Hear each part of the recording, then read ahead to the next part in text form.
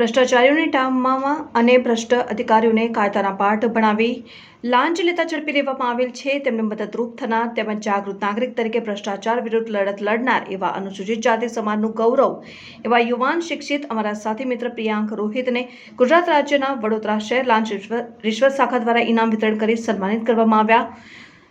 આવી જ રીતે દેશની સેવામાં અનેક વખત ભાગ ભજવી રહ્યા છે અને અનેકવાર સેવા આપી રહ્યા છે અને આપતા રહેશે તેવી તેમની લાગણી પોતાના રાષ્ટ્ર પ્રત્યે છે. તેમને સૌ સલામ છે.